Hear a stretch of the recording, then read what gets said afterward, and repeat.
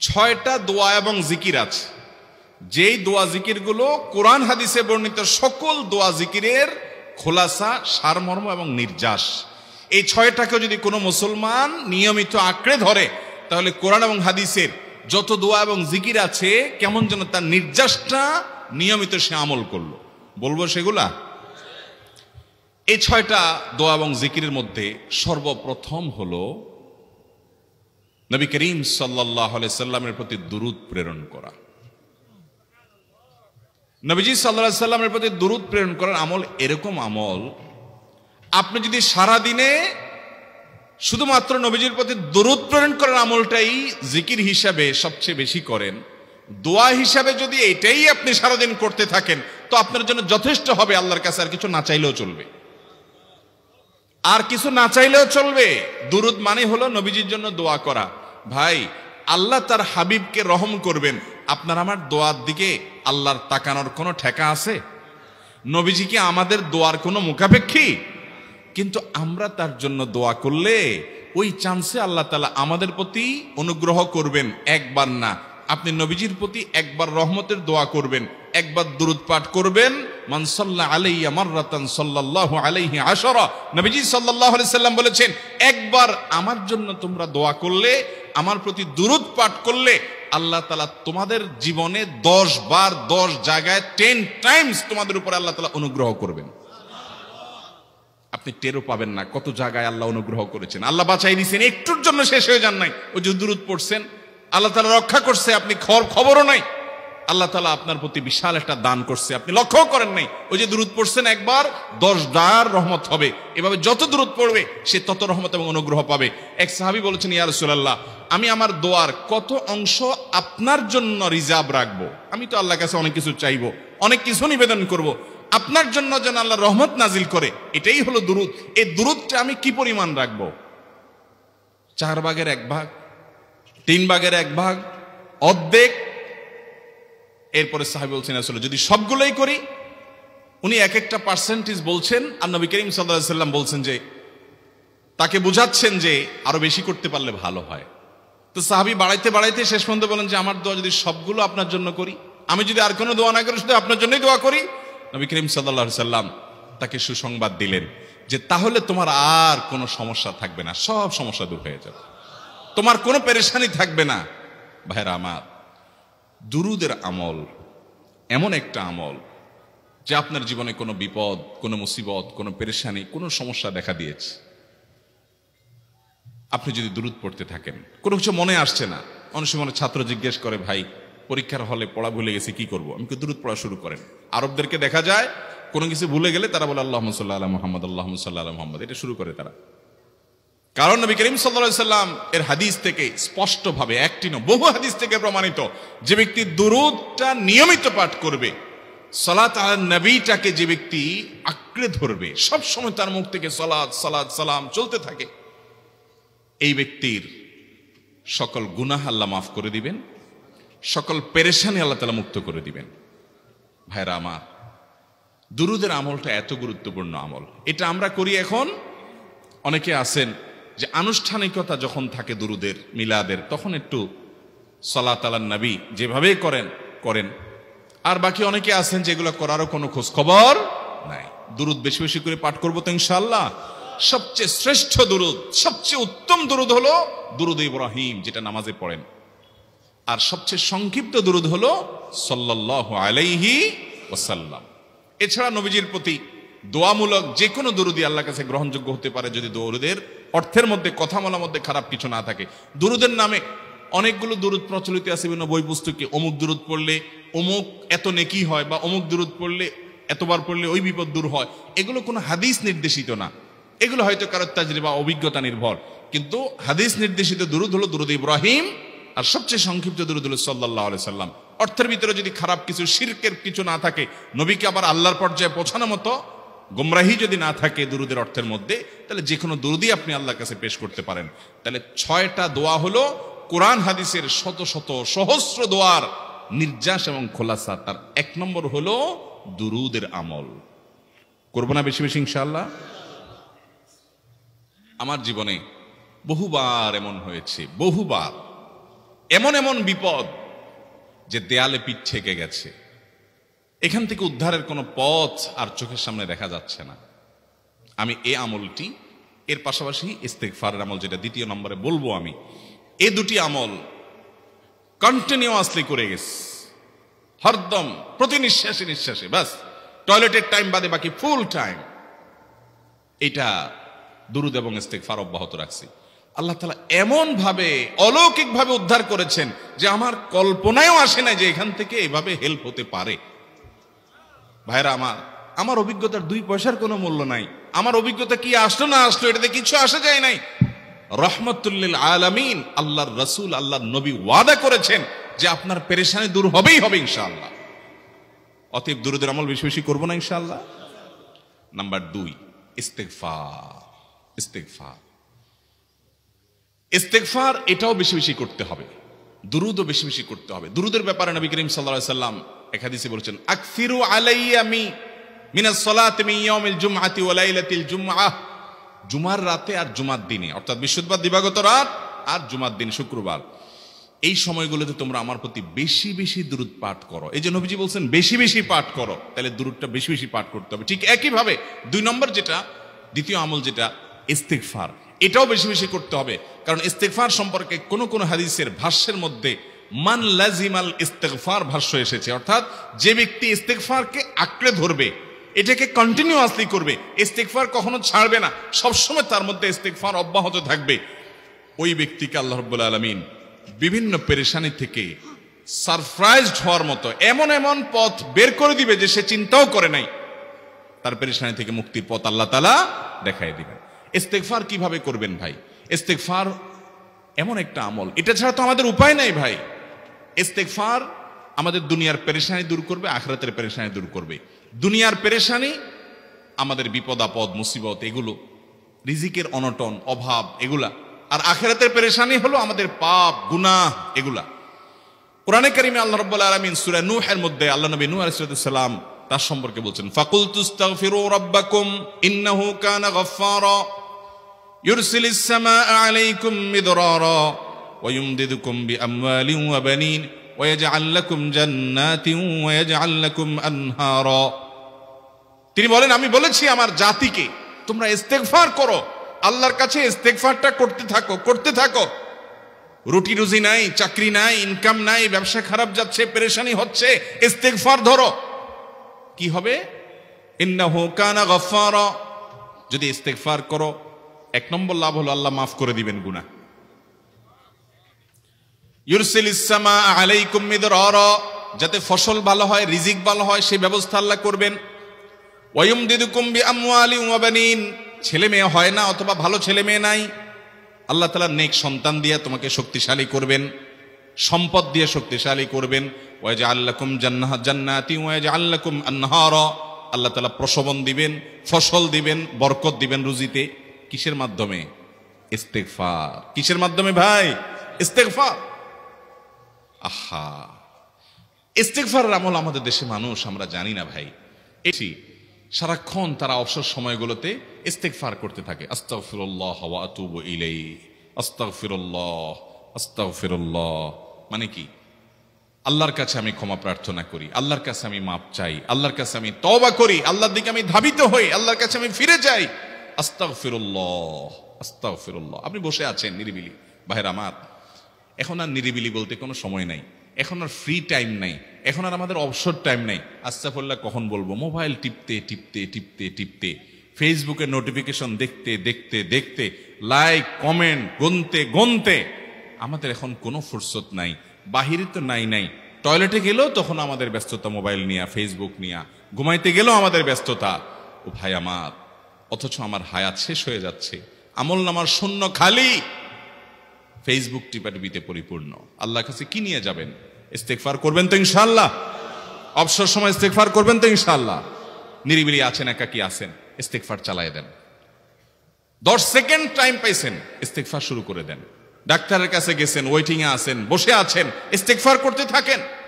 Serial আছেন কোন কাজের, ইস্তেগফার করতে থাকেন। ডিউটিতে যাচ্ছেন, গাড়িতে, বাইসাইকেলে, বাইকে, যে কোনো ভাবে পায়ে হেঁটে ইস্তেগফার করতে থাকেন। যে কোনো অবসরের সময়গুলোকে ইস্তিগফার দিয়ে পরিপূর্ণ করে দেন। ভাইরা আমার, ইস্তিগফার সকল সমস্যার সমাধান। ইস্তিগফারের ভিতরে সবচেয়ে শ্রেষ্ঠ ইস্তিগফার হলো সাইয়্যিদুল ইস্তিগফার।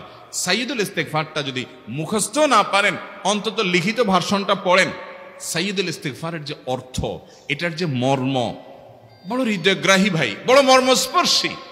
ইমানদার এটার অর্থের দিকে তাকায় যদি পড়ে, তো তার অন্তর না গলে পারে না।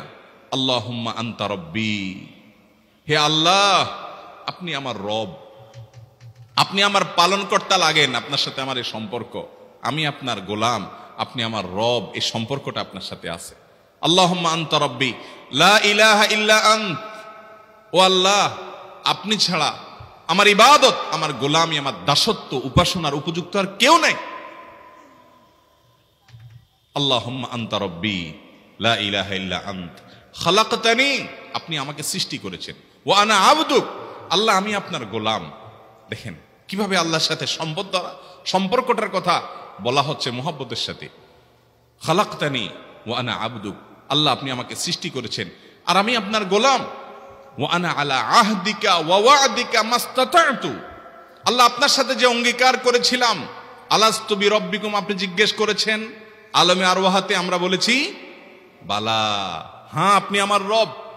আপনাকে রব হিসাবে স্বীকৃতি দিয়ে আপনার গোলামি করার যে অঙ্গীকার আমরা করেছি, কালিমাতুশ শাহাদা যে আমরা পাঠ করেছি, এই যে আপনার সাথে কৃত অঙ্গীকার, রব হিসাবে স্বীকৃতি দেওয়ার পর, গোলাম হিসাবে মেনে নেওয়ার পর, আমি আপনার যে গোলামি করার কথা ছিল, ওয়া আনা আলা আহদিকা ওয়া ওয়া'দিকা মাস্তাতা'তু, যতটুকু পারছি আমি সে ওয়াদার উপরে থাকার চেষ্টা করছি আল্লাহ।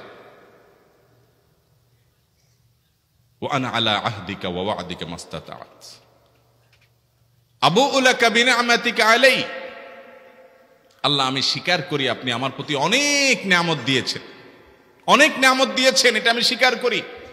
ওয়া আবুউ লাকা বিযামবি, আর আমি এও স্বীকার করি যে আল্লাহ অনেক অপরাধ, অনেক পাপ আমার দ্বারা হয়ে গেছে। ফাগফিরলি, অতএব আপনি আমাকে মাফ করে দেন। ফাইন্নাহু লা ইয়াগফিরুয যুনুবা ইল্লা আনতা, কারণ আপনি ছাড়া আর কেউ গুনাহ ক্ষমা করতে পারবে।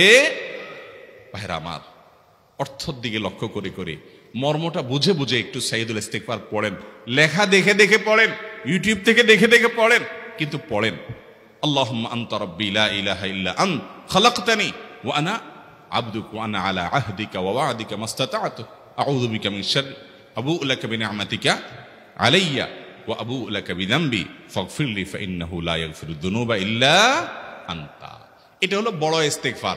এত বড় ইস্তিগফার পড়তে পারেন না, কোনো পেরেশানি নাই, কোনো অসুবিধা নাই। সবচেয়ে ছোট ইস্তিগফার হলো আস্তাগফিরুল্লাহ, আস্তাগফিরুল্লাহ, আস্তাগফিরুল্লাহ। আল্লাহ আপনার কাছে ক্ষমা চাই, কত ভুল হয়ে যায়, কত অন্যায় হয়ে যায়। ভাইরা আমার, এটা হলো রিমুভার। ভুল করে কিছু লিখছেন, রিমুভ করে ফেলছেন, শেষ হয়ে গেছে। আপনি ঘন ঘন ইস্তিগফার পড়তে থাকেন, অগণিত ভুল হয়, অগণিত ত্রুটি হয়, বারবার ইস্তিগফার এগুলোকে সবগুলোকে শেষ করে দেয়। ভাইরা আমার, নিরাপত্তা এনে দেয়। আল্লাহ কোরআনে কারিমে বলেছেন যে আপনার রব আপনার কওমের প্রতি আযাব নাজিল করবেন না যদি আপনি থাকেন। আর যদি তারা ইস্তিগফারে রত রাখে, তাহলে গণ আযাব আল্লাহর পক্ষ থেকে আসবে। অতএব ভাইরা আমার, ইস্তিগফার বেশি বেশি করতে হবে। 6টা আমল, 6টা জিকির, দোয়া হলো শত শত হাজার দোয়া এবং জিকিরের সান্নিধ্যাসের। দ্বিতীয়টা হলো ইস্তিগফার। চেষ্টা করবো না ইনশাআল্লাহ ইস্তিগফার করা, চলতে ফিরতে আস্তাগফিরুল্লাহ ওয়া আতুবু ইলাইহি, অথবা শুধু আস্তাগফিরুল্লাহ। আরেকটা ইস্তিগফার হাদিসে বর্ণিত, আস্তাগফিরুল্লাহ আল্লাযী লা ইলাহা ইল্লা হুয়াল হাইয়ুল কাইয়্যুম ওয়া আতুবু ইলাইহি ওয়া লা হাওলা ওয়া লা কুওয়াতা ইল্লা বিল্লাহ। এটাও ইস্তিগফার। তাহলে একটা বড় ইস্তিগফার, একটা মিডিয়াম, একটা ছোট, যার যেটা সুবিধা হয় এটা পড়েন। বড়টা হলো সাইয়্যিদুল ইস্তিগফার, সবচেয়ে শ্রেষ্ঠ ইস্তিগফার, যেটা হাদিসে বর্ণিত হয়েছে। সাইয়্যিদুল ইস্তিগফার নবীজি সকাল সন্ধ্যা পাঠ করতেন, বিভিন্ন সময় পাঠ করতেন, রাতে পাঠ করার কথা বলতেন। সাইয়্যিদুল ইস্তিগফার পাঠ করলে আল্লাহ রাব্বুল আলামিন ওই দিনে, ওই রাতে, ওই ব্যক্তি মারা গেলে তার সব গুনাহ খাতা মাফ করে তাকে জান্নাত দিবেন ইনশাআল্লাহ। অতএব ভাইরা আমার, সাইয়্যিদুল ইস্তিগফার সবচেয়ে বড়, আস্তাগফিরুল্লাহ আল্লাযী লা ইলাহা ইল্লা হুয়াল হাইয়ুল কাইয়্যুম ওয়া আতুবু ইলাইহি ওয়া লা হাওলা ওয়া লা কুওয়াতা ইল্লা বিল্লাহ। এটা হলো মাঝারি ধরনের। আর সবচেয়ে ছোট ইস্তিগফার হলো আস্তাগফিরুল্লাহ ওয়া আতুবু ইলাইহি। তাহলে 6 আমলের কয়টা গেল? 2টা। প্রথমটা হলো দুরুদ, আর দ্বিতীয়টা হলো ইস্তিগফার। নাম্বার 3, এটা আমাদের বেশিরভাগ মানুষ জীবনে হয়তো শুনেনও নাই, অনেকে হয়তো শুনছেন, আমল করা হয় না। খুব সীমিত সংখ্যক আল্লাহর বান্দার আমলের তৌফিক হয়। সেটা হলো ইয়া যাল জালালি ওয়াল ইকরাম। এটা একটা জিকির, আল্লাহ তাআলাকে ডাকা, আহ্বান করা, এটাই জিকির। ইয়া যাল জালালি ওয়াল ইকরাম। নবী করিম সাল্লাল্লাহু আলাইহি সাল্লাম বলেছেন, আলিজু বিয়া যাল জালালি ওয়াল ইকরাম। তোমরা ইয়া যাল জালালি ওয়াল ইকরাম এটাকে আঁকড়ে ধরো, এটাকে নিয়মিত করো, বেশি বেশি করে বলতে থাকো এটাকে, সব সময় এটাকে মুদাওয়ামাতের সাথে কন্টিনিউয়াসলি এটা বলতে থাকো, ইয়া যাল জালালি ওয়াল ইকরাম। অনেক উলামায়ে কেরাম, মুহাদ্দিসিনে কেরাম ইয়া যাল জালালি ওয়াল ইকরাম কেন নবীজি এত বেশি বলতে বলেছেন, এটার মাধ্যমে আমাদের লাভটা কি, এর ব্যাখ্যা করতে গিয়ে বলেছেন ইয়া যাল জালাল মানে হলো হে মহান, মহান বড়ত্বের অধিকারী, হে জালালের অধিকারী, হে জালাল। ওয়াল ইকরাম হে দানশীল। তাহলে প্রথম বাক্যে আল্লাহর বড়ত্বের কথা স্বীকৃতি দিয়ে প্রশংসা করা হয়, আর দ্বিতীয় বাক্যে হে দানশীল বলে আল্লাহ তাআলার কাছ থেকে চাওয়া হয় যে আপনি যেহেতু দানশীল এবং আপনি যদি মহান, অতএব আপনি আমাকে দান করেন। এটা ডাকলেই, আল্লাহকে এই বলে ডাকলেই চাওয়া হয়ে যায়। এই জন্য বেশি বেশি করে ইয়া যাল জালালি ওয়াল ইকরাম পড়তে হবে। অনেকে হয়তো নতুন শুনেছেন, আজকে থেকে শুরু করে দিবেন ইয়া যাল জালালি, সকাল বিকাল মনে থাকে না তো লিখে লিখে ওয়ালে টাঙ্গায় দেন। বাসা বাড়িতে এমন জায়গায় লিখে রাখেন তাকাইলে নজরে পড়ে, কারণ মোবাইলে আমাদেরকে সবকিছু ভুলায় দেয়, দুনিয়ার ব্যস্ততা সব ভুলায় দেয়। এই জন্য বেশি বেশি ইয়া যাল জালালি ওয়াল ইকরাম পড়বো। 3টা হয়ে গেল। নাম্বার 4 নম্বর যে দোয়া এবং জিকির করতে নবী করিম সাল্লাল্লাহু আলাইহি সাল্লাম সব সময় আমাদেরকে উৎসাহ দিয়েছেন, অনুপ্রেরণা দিয়েছেন। এবং ইবনে সাদি রাহিমাহুল্লাহ তিনি 6টা নির্যাস দোয়া এবং জিকির যে বলেছেন তার 4 নম্বর হলো লা হাওলা ওয়ালা কুওয়াতা ইল্লা বিল্লাহ। লা হাওলা ওয়ালা কুওয়াতা ইল্লা বিল্লাহ। লা হাওলা ওয়ালা কুওয়াতা ইল্লা বিল্লাহ এটা হলো সারেন্ডার করা, আল্লাহর কাছে সারেন্ডার করা, আত্মসমর্পণ করা। মানে আল্লাহ ছাড়া কোনো ভালো কাজ করার ক্ষমতা কারণ নাই, করার তৌফিক দেওয়ার ক্ষমতা কারণ নাই, আর পাপ থেকে বাঁচানোরও ক্ষমতা কারণ নাই। এই জন্য আমি কেমন যেন আল্লাহর কাছে সারেন্ডার করছেন, লা হাওলা ওয়ালা কুওয়াতা ইল্লা বিল্লাহ। কোন অবস্থা, কোন সামর্থ্য এগুলো কারোর কাছে নাই, শুধুমাত্র কার কাছে আছে? আল্লাহর কাছে আছে। এই অর্থ বুঝে আপনি লা হাওলা ওয়ালা কুওয়াতা ইল্লা বিল্লাহ বেশি বেশি পাঠ করবেন। নবী করিম সাল্লাল্লাহু আলাইহি সাল্লাম বলেছেন, তোমাদেরকে কি আমি জান্নাতের একটা ভান্ডারের খবর দিব, যেটা জান্নাতের ভান্ডার, সওয়াব টওয়াব না, সাধারণ অল্প স্বল্প সওয়াব না, পুরো জান্নাতের ভান্ডারের সন্ধান দিয়ে দিব। সাহাবা ইকরাম তো চাইতেনই সেটা। নবীজি সাল্লাল্লাহু আলাইহি সাল্লাম তখন বলেছেন যে লা হাওলা ওয়ালা কুওয়াতা ইল্লা বিল্লাহ এটা হলো কানজুম মিন কুনুজিল জান্নাহ, জান্নাতের ভান্ডার সমূহের মধ্যে থেকে একটা বড় ভান্ডার হলো লা হাওলা ওয়ালা কুওয়াতা ইল্লা বিল্লাহ। অতএব এই আমলটাও বেশি বেশি করবেন। 4 নম্বর আমল হয়ে গেল। দুরুদের আমল 1, ইস্তিগফারের আমল 2, ইয়া যাল জালালি ওয়াল ইকরাম 3, লা হাওলা ওয়ালা কুওয়াতা ইল্লা বিল্লাহ। কয়টা হলো? 4। 5 নম্বর আমল হলো দোয়া ইউনুস। দোয়া ইউনুস জানা আছে তো? লা ইলাহা ইল্লা আনতা সুবহানাকা ইন্নী কুনতু মিনাজ জালিমিন। ভাইরা আমার, অর্থের দিকে তাকায়া মাঝে মধ্যে মোবাইল টোবাইল সব ফালায় রেখে একটু আল্লাহর সাথে কথা বলবেন, আল্লাহর সাথে একটু কানেক্টেড হওয়ার চেষ্টা করবেন, আল্লাহর সাথে একটু সংযুক্ত হওয়ার চেষ্টা করবেন। ডিসকানেক্টেড তো পুরো লাইফটা কাটাই দিলেন, একটু কানেক্টেড হওয়ার চেষ্টা করেন। প্রতিদিন কিছু সময় বসে একটু জিকির করেন, চলতে ফিরতে একটু আল্লাহকে সময় দেন।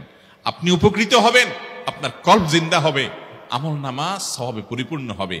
লা ইলাহা ইল্লা আনতা সুবহানাক ইন্নী কুনতু মিনাজ জালিমিন। অর্থের দিকে তাকান, কত মর্মস্পর্শী। লা ইলাহা ইল্লা আনতা, আল্লাহ আপনি ছাড়া কোনো সত্যিকারের মাহবুদ নাই, উপাস্য নাই। সুবহানাক, আপনি পবিত্র, আমি আপনার পবিত্রতা জ্ঞাপন করছি। ইন্নী কুনতু মিনাজ জালিমিন, তবে আমি সেসব মানুষদের অন্তর্ভুক্ত যারা নিজের প্রতি নিজে জুলুম করেছে, অবিচার করেছে, অন্যায় করে আমার নিজের পায়ে নিজে কুড়াল মেরেছি বহু। অতএব আপনি আমাদের প্রতি রহম করেন। এই দোয়া পাঠ করে আপনারা সবাই জানেন আল্লাহর একজন নবী, তিনি জীবনের সবচেয়ে কঠিন পরিস্থিতির মুখোমুখি হয়ে এমন বিপদে পড়েছেন যে বিপদ থেকে উদ্ধারের কোনো পথ ছিল না। দুনিয়াবি সকল সিস্টেম বলবে যে সমুদ্রে নিক্ষেপিত হয়ে বিশাল বড় সমুদ্রের প্রাণী মাছের পেটে চলে গেলে সে মানুষ আবার বাঁচে কিভাবে? মুহূর্তের ভিতরে তো মারা যাবে অক্সিজেনের অভাবে। এটাই দুনিয়ার সিস্টেম বলে। আল্লাহ তাআলা অলৌকিক ভাবে, লৌকিক সিস্টেমের ঊর্ধ্বে রেখে আল্লাহ তাআলা তাকে এই বাক্য পাঠ করার কারণে এর মাধ্যমে আল্লাহ তাকে মুক্তি দান করেছেন। এবং আল্লাহ তাআলা এই ঘটনা কোরআনে উল্লেখ করার পর একটা সুসংবাদ বলছেন আমাদের সবার জন্য, বিরাট বড় আনন্দের সংবাদ। আল্লাহ বলেছেন, ওয়াকাযালিকা নুনজিল মুমিনিন। এই বাক্য পাঠ করার পর ইউনূস আলাইহিস সালামকে শুধু রক্ষা করেছেন আল্লাহ, তাই নয়, আল্লাহ বলেছেন একইভাবে তাকে যেরকম রক্ষা করেছি, এই বাক্য যদি কেউ পড়ার মতো পড়ে, হক আদায় করে পড়ে, মনের গভীর থেকে পড়ে, মর্ম উপলব্ধি করে পড়ে, নিয়মিত পড়ে, ওয়াকাযালিকা নুনজিল মুমিনিন, ঈমানদারদেরকে আমি রক্ষা করে দেব এভাবে।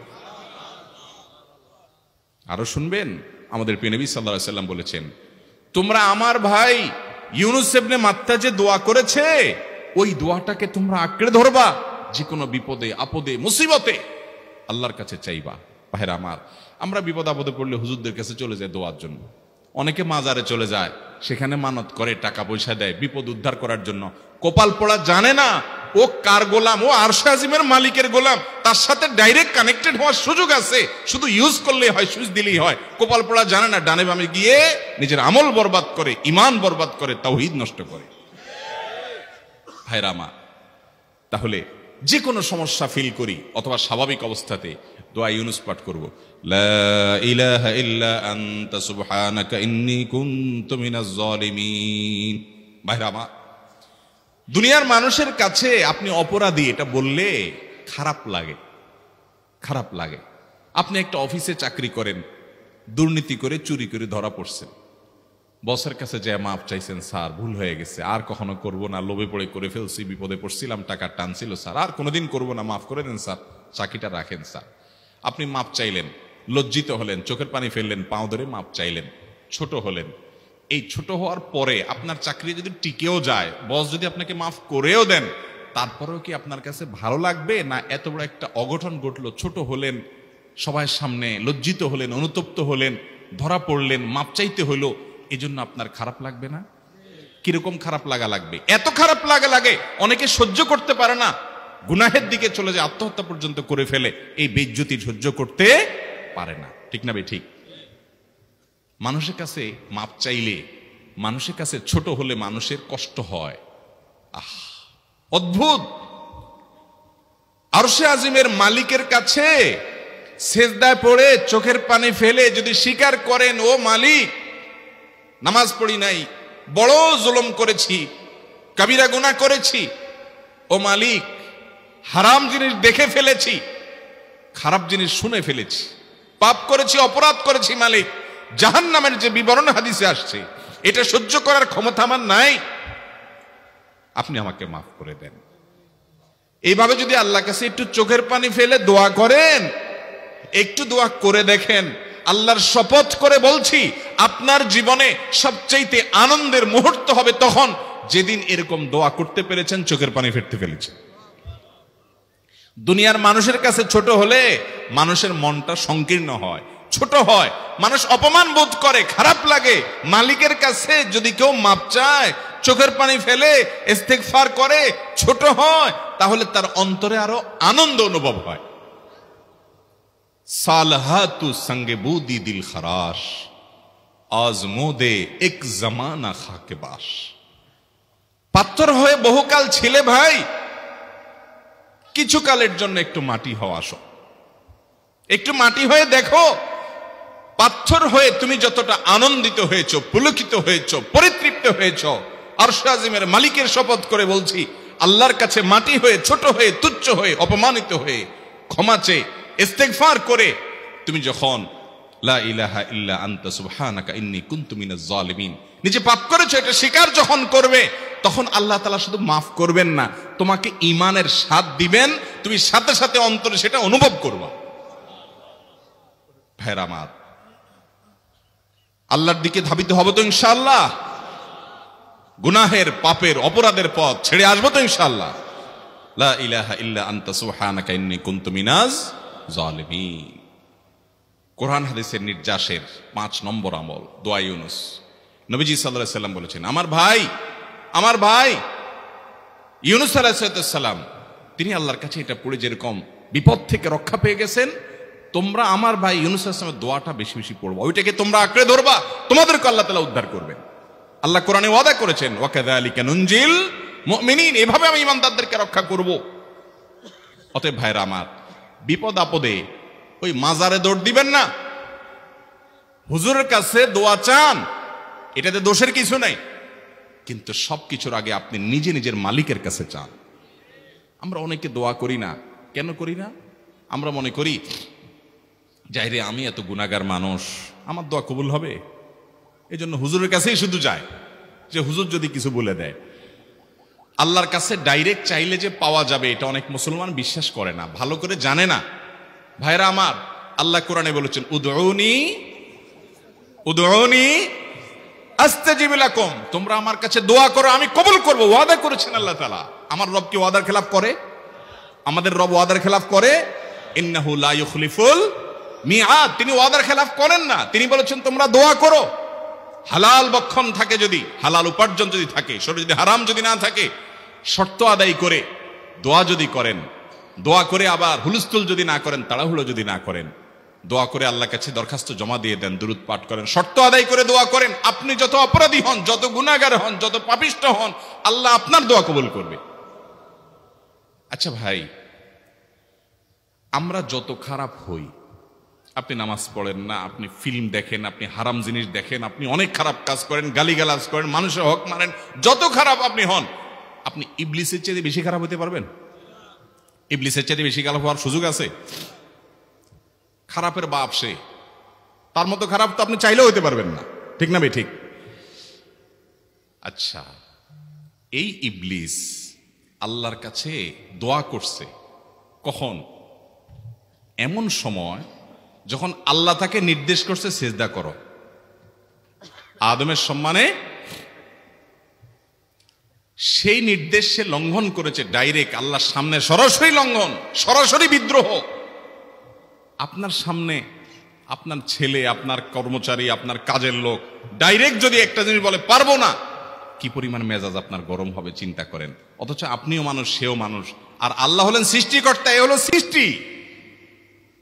সে যুক্তি দেখায়, খালাকতানি মিন নার ওয়া খালাকতাহু মিন তিন, আমারে আগুন থেকে তৈরি করছেন, তারে মাটি থেকে তৈরি করছেন, আমি কেন তারে সিজদা করব? তর্ক যুক্তি হাজির করে আল্লাহর নির্দেশকে আল্লাহর সামনে লঙ্ঘন করেছে। কত ডেঞ্জারাস সিচুয়েশন বুঝেন, কি পরিমাণ রাগ আল্লাহ রাব্বুল আলামিন হওয়ার কথা। তার তো গুণবাচক নাম শুধু রহমান রহিম না, তার গুণবাচক নাম আছে কি? কাহার, জব্বার। তো আল্লাহ রাব্বুল আলামিনের এই গুণবাচক নামও তো আছে। তিনি হচ্ছে প্রচন্ড রকমের কাহারের অধিকারী। তো আল্লাহর সামনে ডাইরেক্ট তার আদেশকে লঙ্ঘন করেছে, হঠকারিতা দেখিয়েছে, অহংকার করেছে, দম্ভ দেখিয়েছে, এত বড় বেয়াদবি করেছে। ওই টাইমে আল্লাহ তাআলা তো রাগ হওয়ার কথা। ওই রাগের সময়, ওই কঠিন সময় ইবলিস যখন আল্লাহ তাকে বললেন, যাও ফখরুজ মিনহা ফাইন্নাকা রাজিম, জান্নাত থেকে বের হও, তুমি বিতাড়িত, আল্লাহ রাগ হয়ে তাকে জান্নাত থেকে বের করে দিলেন। ভাইরা আমার, এই রকম সময় পর্যন্ত ইবলিস দোয়া করে বসছে। কি দোয়া করছে? রব্বি আনজিরনি ইলা ইয়াউমি ইউবআসুন, আল্লাহ আমাকে সুযোগ দেন, কিয়ামত পর্যন্ত হায়াতটা দেন আমারে, দোয়া করে বসছে। কিন্তু আল্লাহ তাআলা কি করছেন? আল্লাহ বলছেন, তো বড় সাহস তোর বেটা, মাত্র সিজদা করতে বলছেন করলি না, কমবখত, আবার দোয়া করস? আল্লাহ সেটা বলেন নাই। আল্লাহ কি করছেন?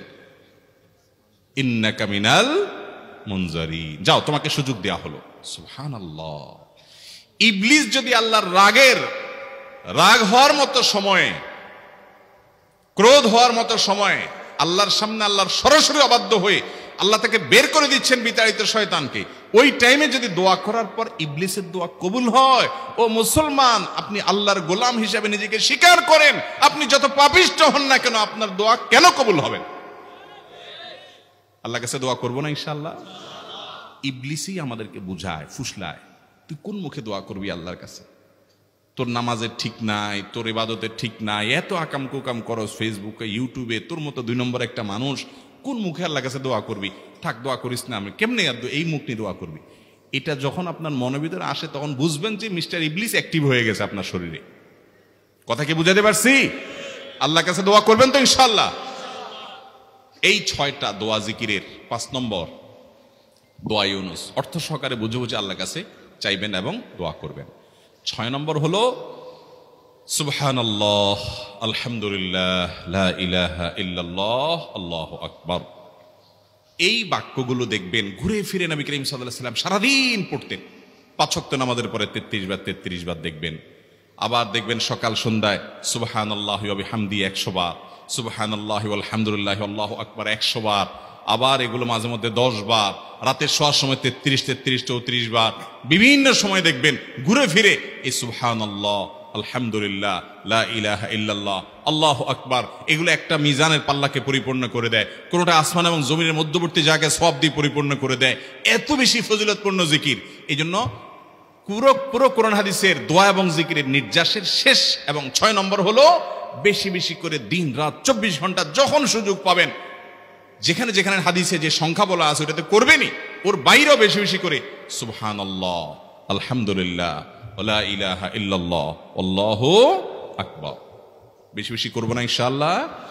আবারও বলছি, পুরো কোরআন হাদিসের দোয়া এবং জিকিরের নির্যাস 6টির একটি হলো, এটি ইবনে সাঈদী রাহিমাহুল্লাহর গবেষণা, তার গবেষণার আলোকে তিনি এটা পেশ করেছেন। এটি আবার কোন হাদিস থেকে নির্যাস বের করে দেওয়া হয়েছে সে নয়, এটা একজন মুফাসসিরের গবেষণা। তিনি বলেছেন কোরআন হাদিসে যত দোয়া বলা হয়েছে সবগুলোর মর্ম কথা এর মধ্যে চলে আসে। তাছাড়া নবী সাল্লাল্লাহু আলাইহি ওয়াসাল্লাম এবং কোরআনে এইগুলাকে বেশি বেশি করতে বলেছেন। আলিজ্জু, আকসিরু, মান লাজিমা, এই শব্দগুলো ব্যবহার করা হয়েছে। এই জন্য এগুলো বেশি বেশি করে করতে হবে। এই যে শেষেরটা নবী সাল্লাল্লাহু আলাইহি ওয়াসাল্লাম সবসময় বিভিন্ন জায়গায় করতেন। আবারও বলছি, নাম্বার 1 দুরুদ, নাম্বার 2 ইস্তিগফার, নাম্বার 3 ইয়া যাল জালালি ওয়াল ইকরাম, নাম্বার 4 লা হাওলা ওয়ালা কুওয়াতা ইল্লা বিল্লাহ, জান্নাতের ভান্ডার এটা, নাম্বার 5 লা ইলাহা ইল্লা আনতা সুবহানাকা ইন্নী কুনতু মিনাজ জালিমিন, বিপদ না আসলেও স্বাভাবিক অবস্থায় পড়বেন। নাম্বার 6 সুবহানাল্লাহি ওয়াল হামদুলিল্লাহি ওয়া লা ইলাহা ইল্লাল্লাহু আল্লাহু আকবার। নিয়মিত করব তো ইনশাআল্লাহ। আল্লাহ আমাকে আপনাকে আমাদের সবাইকে আমল করার তৌফিক দান করুন, সব সময় জিকিরের মধ্যে থাকার তৌফিক দান করুন। জাযাকুমুল্লাহু খায়রা ওয়া আখিরু দাওয়ানা আলহামদুলিল্লাহি রাব্বিল আলামিন।